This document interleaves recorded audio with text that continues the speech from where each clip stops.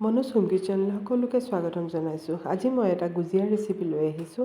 তাৰ কাৰণে মই একাপ ময়দা লৈছোঁ, অলপ নিমখ লৈছোঁ, লৈ পেলাই এইখিনি মই অলপ ভালকৈ চালি ল'ম। যিহেতু হোলী আহি আছে বা ৰমাদান চলি আছে, এই সময়ত এইটো গুজিয়াটো আমাৰ হোলীত বনায়।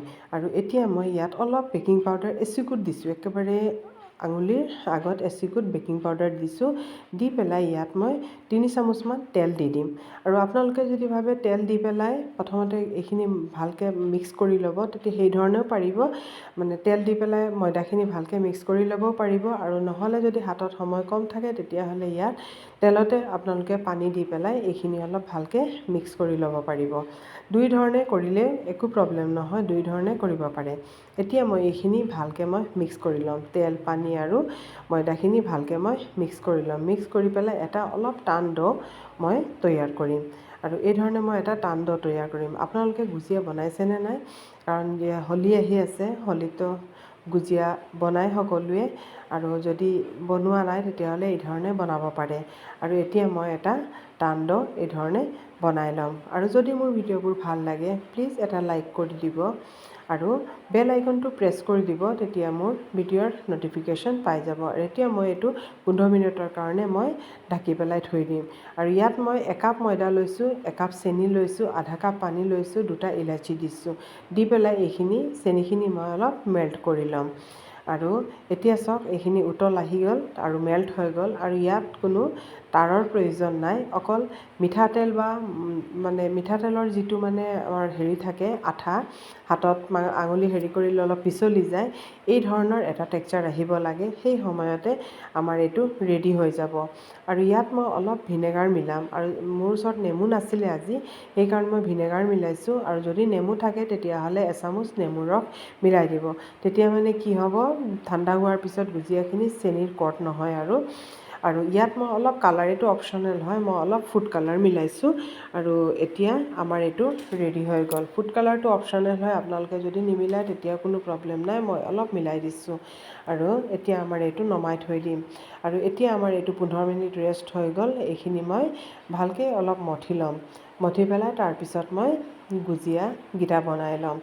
আৰু এইখিনি আমাৰ ৰেডি হৈ গ'ল। আৰু এতিয়া মই গুজিয়াটো বনাম এইটো ফ্ৰেমত। মই এটা কিনিছিলোঁ অনলাইনৰ পৰা। আৰু ইয়াত মই নাৰিকল আৰু গুড়েৰে বনাই থৈছোঁ, ষ্টাফিং কৰিবৰ কাৰণে বনাই থৈছোঁ, নাৰিকল আৰু গুড়।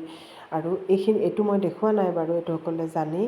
আৰু এতিয়া মই এইখনত ভালকৈ তেতিয়া আমাৰ ৰুটি বেলাৰ কোনো প্ৰয়োজন নাথাকে। এইখনে পূৰা ভালকৈ খুব সোনকালে হৈ যায় গুজিয়াকেইটা। গুজিয়াও বনাব পাৰে, ম'ম'ও বনাব পাৰে এইটোত। আৰু এয়া আমাৰ এইখিনি পূৰা হৈ গ'ল। চাওকচোন কিমান সোনকালে ৰুটিখিনি হৈ গ'ল। আৰু এতিয়া মই ইয়াত এইফালে দি পেলাই তাৰ শ্বেপটো মই দি দিম। আৰু ইয়াত মই এতিয়া যিখিনি নাৰিকলৰ ষ্টাফিং বনাই থৈছিলোঁ, এইখিনি মই ইয়াত দিম। দি পেলাই আকৌ মই এই ধৰণে প্ৰেছ কৰি দিম। তেতিয়া কি হ'ব, তাৰ শ্বেপটো আহি যাব। আৰু প্ৰেছ কৰোঁতে খালি এইটো ধ্যান ৰাখিব যাতে পিছফালে অলপ ফাটি নাযায়। যদি ফাটি যায় তেতিয়াহ'লে তেলত আমি যেতিয়া ভাজি কৰিম তেতিয়া ফাটি যাবগৈ। আৰু এয়া চাওক, আমাৰ কি ধুনীয়াকৈ হৈ গ'ল। আৰু ছাইডখিনিও পূৰা কাট খাই গ'ল। আৰু এনেই ৰুটি বনালে কিমান সময় লাগে, এটা ৰুটি বনাওক, তাৰপিছত গুজিয়া বনাওক। আৰু এয়া চাওক, আমাৰ গুজিয়াকেইটা ৰেডি হৈ গ'লগৈ। এই ধৰণে মই এতিয়া এইখনতে গোটেইকেইটা বনাই ল'ম।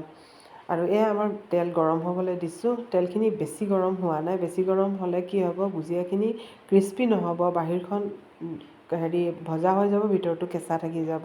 আৰু যিহেতু গুজিয়াৰ ৰুটিটো অলপ ডাঠ থাকে। আৰু এতিয়া মই তেলত এইখিনি দি দিছোঁ। দি পেলাই এইখিনি মই ফ্লেমটো ল' টু মিডিয়াম থাকিব। আৰু এতিয়া মই এইখিনি ভালকৈ ফ্ৰাই কৰি ল'ম। আৰু এফাল হৈ যোৱাৰ পিছত মই এইখিনি লুটিয়াই দিছোঁ। দি পেলাই মই এইখিনি লাহেকৈ পূৰা এই ধৰণে ফ্ৰাই কৰি লৈছোঁ। আৰু গুজিয়াটো হাই ফ্লেমত কেতিয়াও ফ্ৰাই নকৰিব। আৰু এয়া চাওক, আমাৰ গুজিয়াকেইটা হৈ গ'ল। কি ধুনীয়া বাদামী কালাৰো আহি গৈছে। এই সময়ত মই এইখিনি নমাই দিম। আৰু নমাই পেলাই এতিয়া মই চুগাৰ চিৰাপত দি দিম। চুগাৰ চিৰাপখিনি গৰম থাকোঁতেই দিব। আৰু যদি ঠাণ্ডা হৈ যায় তেতিয়াহ'লে অলপ গৰমাই ল'ব।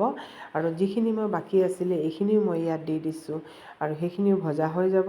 ভজা হৈ যোৱাৰ পিছত মই এইখিনি চুগাৰ চিৰাপত দি দিছোঁ। চুগাৰ চিৰাপখিনি গৰমে আছে। আৰু এতিয়া মই ইয়াত দি দিছোঁ। দিয়াৰ পিছত অলপ দেৰি এই ধৰণে ৰখাৰ পিছত মই কি কৰিম, অলপ দেৰি পিছত এইখিনি আকৌ লুটিয়াই দিম। তেতিয়া গোটেই চুগাৰ চিৰাপখিনি মানে এইখিনিয়ে হেৰি হৈ ল'ব, এবজৰ্ব কৰি ল'ব গুজিয়াখিনিয়ে।